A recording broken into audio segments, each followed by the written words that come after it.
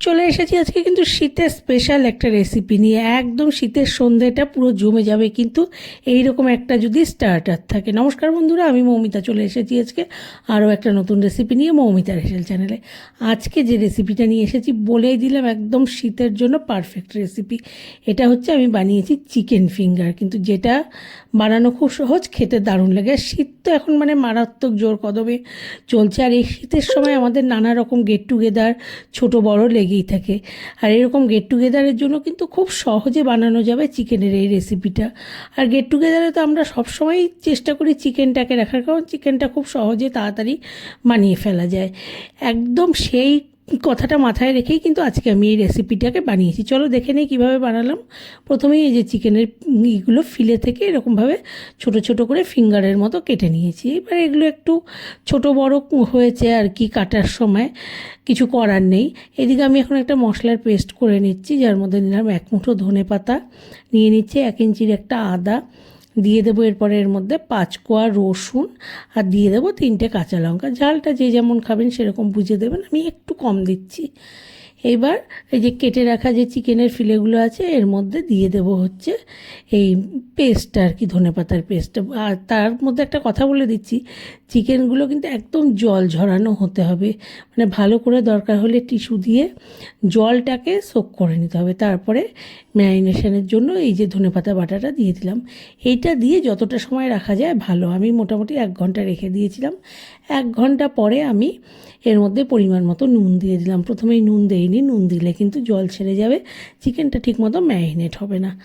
আর একটা কথা বলছি, আমি এর মধ্যে ডিম দিচ্ছি না। কেউ যদি মনে করে এই ব্যাটারটার মধ্যেই কিন্তু এই সময় একটা ডিম ফেটিয়ে দিয়ে দিতে পারো। আমি ডিম আর দিচ্ছি না, জাস্ট এটাকে ম্যারিনেট করে রেখে দিয়েছিলাম। তারপরে ব্রেড ক্রাম্বসে আমি এরকমভাবে কোট করে নিচ্ছি, নিয়ে ভাজবো। এবার তোমরা যদি চাও তাহলে কিন্তু আবারও বলছি, ডিমের ব্যাটারে একটু মানে মাখিয়ে নিয়ে তারপরে এটাকে ব্রেড ক্রাম্বসে কোট করে নিয়ে ভাজতে পারো, কোনো অসুবিধে নেই। আমি সেটা করছি না কিন্তু।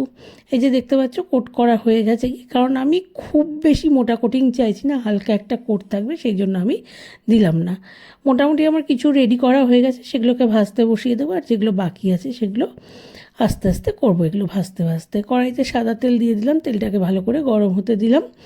আর তেলটা খুব বেশি গরম হবে না, ভালো গরম মানে কিন্তু একদম যে পুরো গরম তা না, মিডিয়াম গরম হলেই আমি এই চিকেন ফিঙ্গারগুলোকে মিডিয়াম টু লো ফ্লেমে ভাজবো। হাই ফ্লেমে ভাজবো না, হাই ফ্লেমে দিলে মানে পুড়ে যাবে গিয়ে, কিন্তু ভেতরটা ঠিকমতো কুক হবে না। সেই জন্য আমি হাই ফ্লেমে ভাজবো না, মিডিয়াম ফ্লেমে ভাজবো।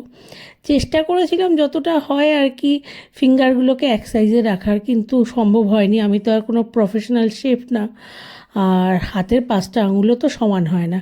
সেই রকমই তোমরা ধরে নিও যে আমার হাতের এই চিকেন ফিঙ্গারগুলো সমান হয়নি, তোমরা একটু ক্ষমা করে দিও। যতটা পেরেছি আমি এক মাপের করার চেষ্টা করেছিলাম, কিন্তু হয়নি, এটা আগে থাকতেই আমি বলে দিচ্ছি। কিন্তু মোটামুটি কথা বলতে বলতে ভাজা হয়ে গেল গিয়ে, আর এটাকে আমি সার্ভ করে দিচ্ছি। কিন্তু আমি একটু শসা আর পেঁয়াজ কুচি আর টমেটো সস দিয়ে সার্ভ করছি। সার্ভটা যার যেরকম পছন্দ সেরকমভাবেই করবে, এইটা তো আলাদা আর কোনো বলার অপেক্ষা রাখে না। মানে এরকম একটা স্টার্টার হলে কিন্তু সন্ধ্যাটা একদম জমে যাবে গিয়ে। জাস্ট আশা করি তোমাদের রেসিপিটা ভালো লাগলে একটু লাইক করবে, শেয়ার করবে, কমেন্ট করবে। আমার চ্যানেলটাকে সবাই প্লিজ প্লিজ একটু সাবস্ক্রাইব করে নিও। সবাইকে অনেক অনেক ধন্যবাদ রেসিপিটা দেখার জন্য।